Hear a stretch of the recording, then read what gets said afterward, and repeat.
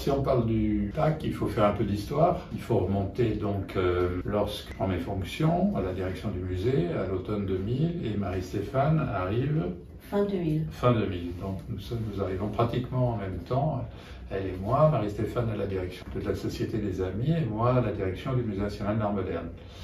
Je connaissais François Trèves déjà, parce qu'on avait eu beaucoup d'échanges au moment où j'avais fait l'exposition d'Henri Michaud au Centre Pompidou, et François Trèves était un grand amateur d'Henri Michaud. Et donc on se rencontre, on se retrouve et on échange des idées, etc. Et arrive l'idée qu'il faut qu'on trouve une méthode pour stimuler les amis du musée, les plus investis dans l'art contemporain, et quoi leur proposer pour qu'ils se sentent motivés et participants à la vie du musée. Jusqu'en 2000, les seules ressources de l'association provenaient des cotisations. À part certains dons d'amis et surtout d'œuvres qui allaient directement au musée, il n'y avait pas d'autres ressources importante. Voilà, et moi j'avais une certaine expérience de la façon dont fonctionnent les musées anglo-saxons, les musées américains en particulier, qui sont, comme chacun sait, très proches de leurs trustees, de leurs collectionneurs, qui s'agitent beaucoup pour avoir des soutiens des collectionneurs amis des musées. Et donc, en parlant avec François Trèves, nous nous sommes dit, mais est-ce qu'on ne pourrait pas inventer quelque chose qui soit adapté à la population et des amis, mais qui en même temps provoque une nouvelle stimulation chez un certain nombre d'entre eux pour participer à la vie du musée. Et donc c'est comme ça qu'est née cette idée de créer un groupe et d'avoir comme objectif pour ce groupe de rassembler des œuvres nouvelles pour la collection du musée. Évidemment, le directeur du musée, il n'a qu'un souci en tête, c'est de trouver de l'argent pour acheter pour faire de nouvelles acquisitions. Mais selon une méthode qui était assez inédite, je crois très inédite, même en France en tout cas, qui était de mobiliser les collectionneurs, pas seulement pour leur demander un soutien financier, mais aussi pour leur proposer de participer à la sélection, au choix des œuvres, et donc d'avoir une motivation plus importante que de simplement faire un chèque quand on leur proposait d'acquérir telle ou telle œuvre d'art.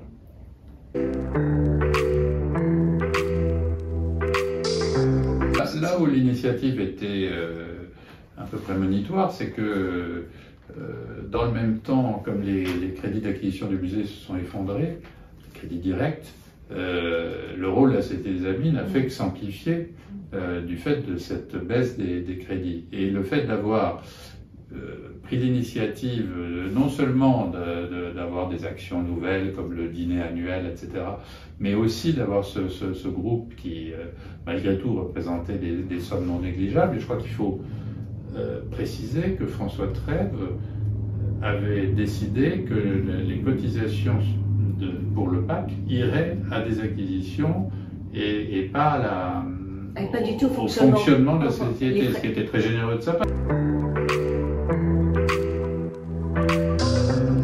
D'abord, on a appelé un certain nombre de nos donateurs très proches, comme on parlait de Denise, les Durand-Ruel, un certain nombre de donateurs qui aimaient beaucoup et le musée et qui s'entendaient bien avec Alfred et François, parce que je crois que c'était vraiment des liens d'amitié. Et à partir de là, on a démarré.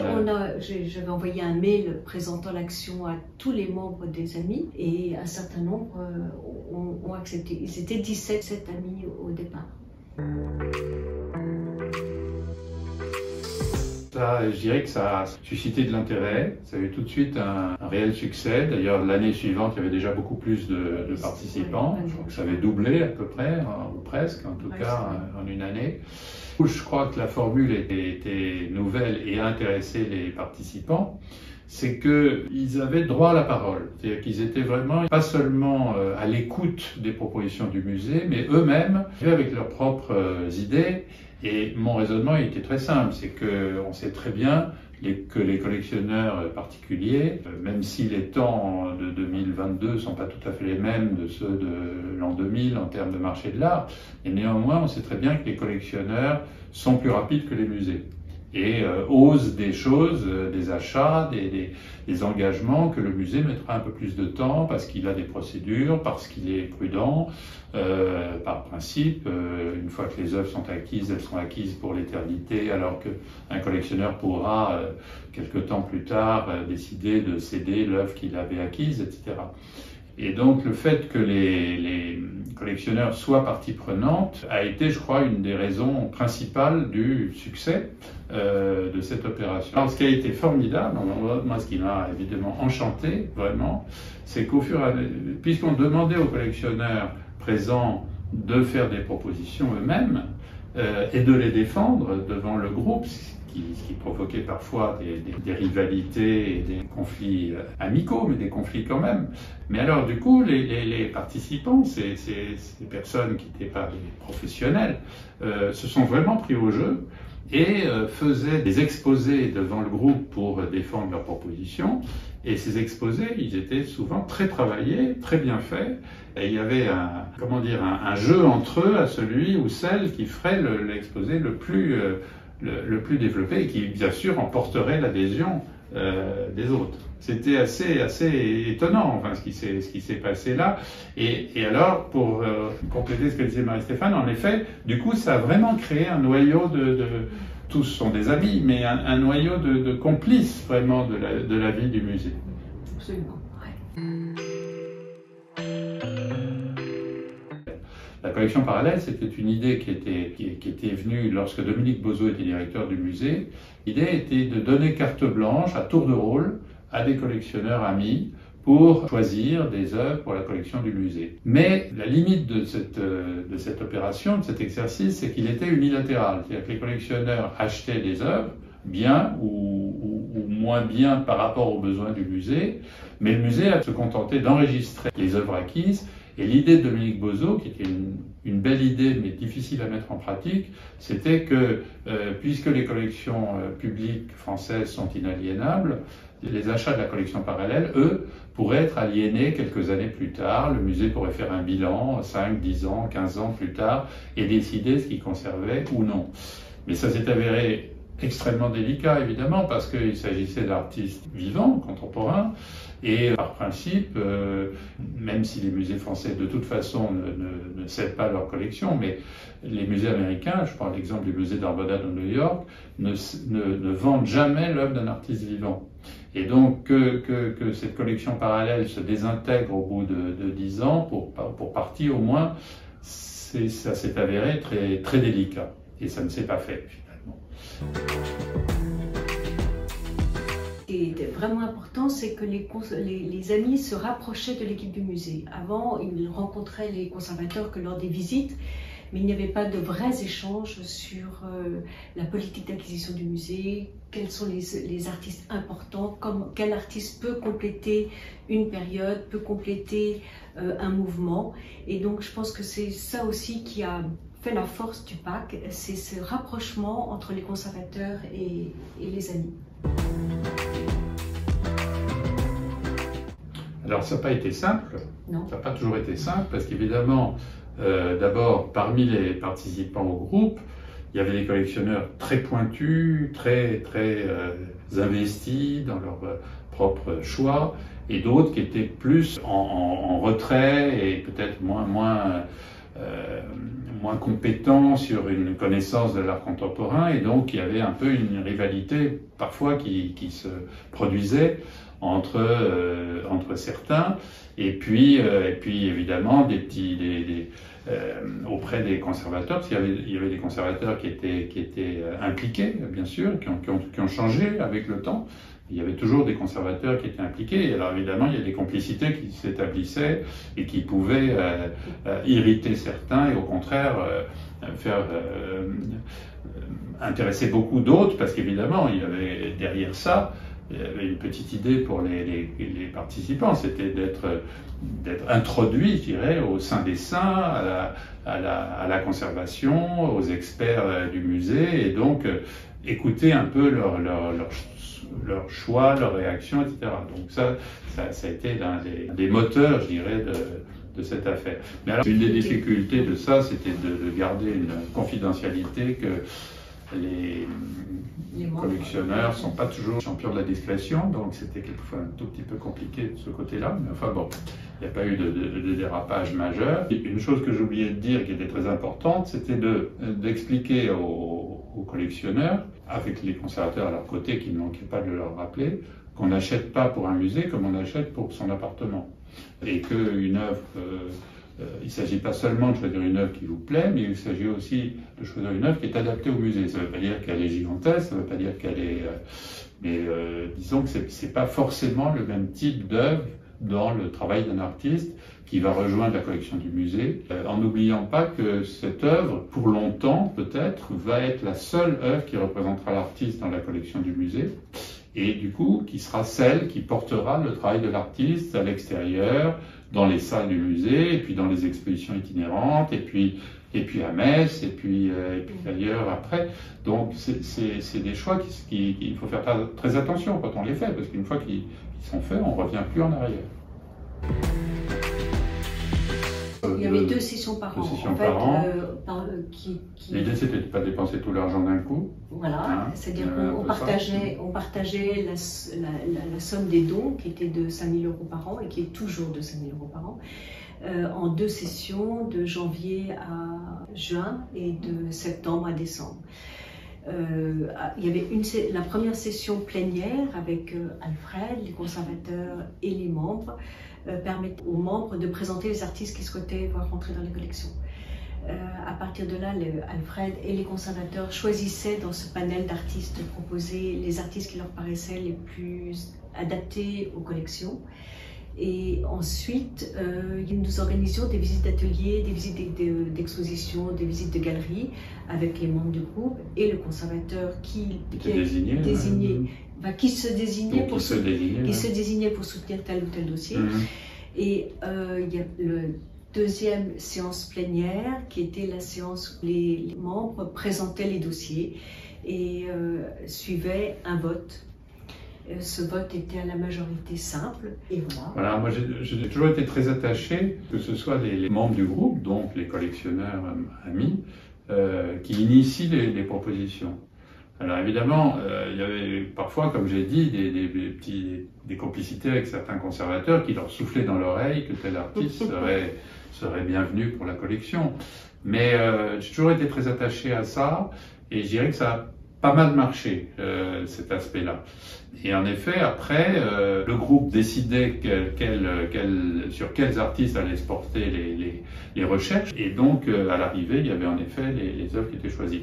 Moi, j'avais pris un principe qui était, et je l'avais dit, de me réserver un droit de veto.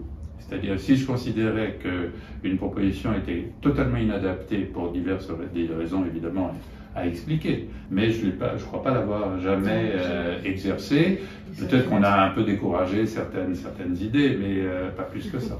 Ouais. Ce groupe qui, malgré tout, représentait des sommes non négligeables, et je crois qu'il faut préciser que François Trèves avait décidé que les cotisations pour le PAC iraient à des acquisitions et pas à pas du tout au fonctionnement de la société, ce qui était très généreux de sa part, parce que la société elle avait aussi besoin de fonctionner. Et ça demandait du boulot. Et ça demandait du boulot. Non, mais je veux dire, il avait voulu que ces dons supplémentaires, parce que amis du musée cotisés, bon, à un certain niveau, et puis c'est un don supplémentaire. Et ce don supplémentaire, là aussi, c'est très anglo-saxon. C'est-à-dire que les Américains aiment bien savoir pourquoi ils donnent et où va le don qu'ils vont faire, même si ce don a un avantage fiscal non négligeable, mais néanmoins ils veulent savoir où ce don va aller. Et le fait que François Trèves ait décidé que les fameux 5 000 € aillent aux acquisitions et multipliés par 30, 40, 50 personnes, ça commençait à faire des sommes quand même intéressantes, surtout pour des œuvres contemporaines. Ça a été, je crois aussi, ça a aussi contribué à motiver les participants, de savoir que l'argent n'allait pas aux frais de fonctionnement, n'allait pas à des cocktails, allait vraiment directement à des acquisitions. Je crois que pour ça, c'était vraiment bien pensé. Et quand la 4e œuvre, par exemple, qui n'était pas acquise parce que le budget n'était pas suffisant, on proposait aux membres d'apporter un don. supplémentaires pour permettre l'acquisition de cette œuvre qui n'avait pas le budget nécessaire, et la Société des Amis apportait 30% du prix de l'œuvre pour inciter les donateurs à compléter. Donc ça a pas mal fonctionné aussi. Tous les coups étaient permis.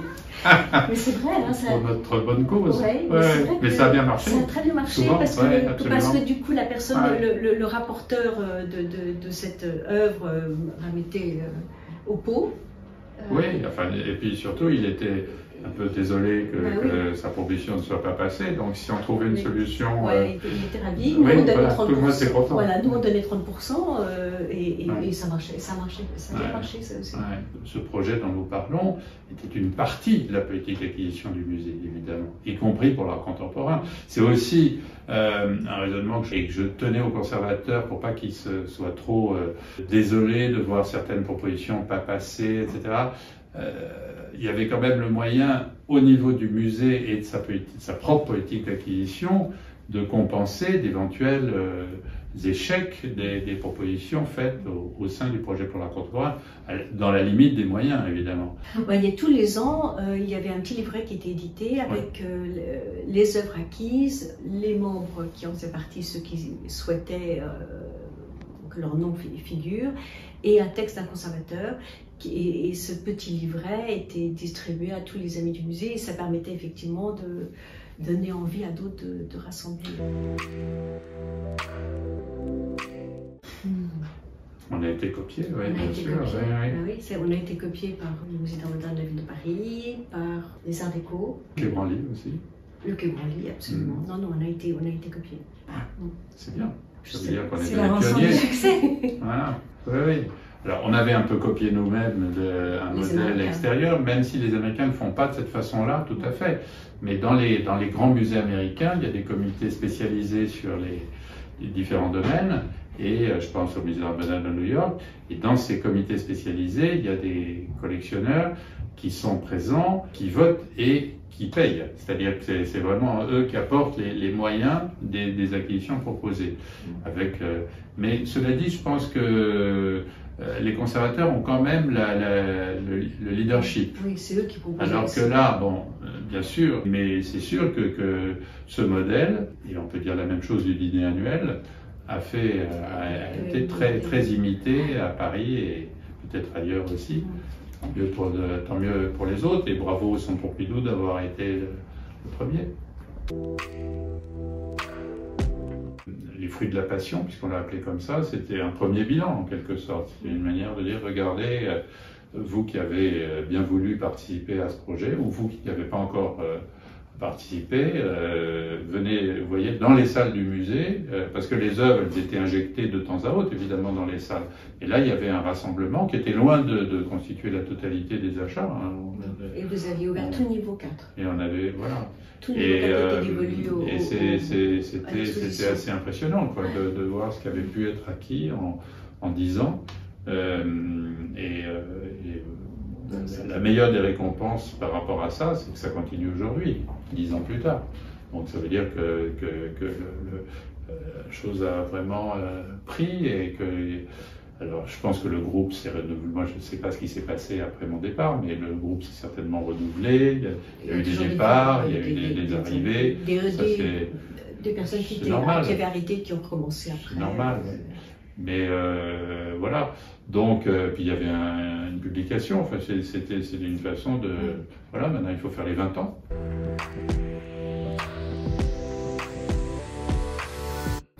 Alors, c'est une continuité avec des modifications. Une continuité parce que d'un côté c'était la même action en faveur des collections du Centre Pompidou avec un don de 5 000 €. Le premier groupe d'acquisition était de la photographie qui a eu lieu au moment de l'ouverture du cabinet de la photographie au niveau voisin du Centre Pompidou. Par contre, je crois me souvenir qu'à cette époque-là, c'était plus des propositions des conservateurs que des propositions des membres. Ce qui a été la même chose pour le groupe d'acquisition pour le design. Parce que les conservateurs proposaient des œuvres et les membres choisissaient. Alors effectivement, il y avait des échanges quand même, parce que les conservateurs voyaient souvent les membres et qu'ils échangeaient sur les artistes qu'ils avaient vus ou les œuvres qu'ils avaient vues. Mais c'était plus des propositions des conservateurs.